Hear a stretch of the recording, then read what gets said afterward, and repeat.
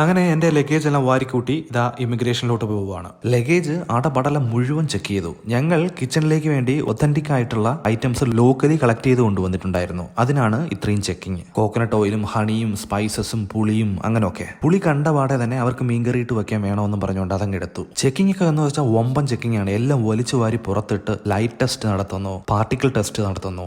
സംഭവം ഇതാണ്, നമുക്ക് ഫ്ലൈറ്റിൽ വെച്ച് തരുന്ന ഒരു കാർഡ് ഉണ്ടല്ലോ ഫില്ല് ചെയ്യാൻ വേണ്ടിയിട്ട് നമ്മുടെ ലഗേജിനകത്ത് എന്തൊക്കെയാ ഉള്ളത് എന്നുള്ളതൊക്കെ. $10,000 ലിക്വിഡായി കയ്യിലുണ്ടോ, മെഡിസിൻസും സ്റ്റിറോയിഡ്സും ഒക്കെ ഉണ്ടോ, food items such as fresh, dried, preserved, cooked or seed items അങ്ങനെ എന്തെങ്കിലുമൊക്കെ ഉണ്ടോ എന്നൊക്കെ ചോദിക്കും. ഈ ലാസ്റ്റ് പറഞ്ഞ ക്വസ്റ്റ്യൻ ഞങ്ങൾ യെസിന് പകരം നോ ആ ചെയ്തത്. കാരണം ഞങ്ങളുടെ കയ്യിൽ ഫ്രഷ് ഫ്രൂട്ട്സ് ഒന്നും ഉണ്ടായിരുന്നില്ല.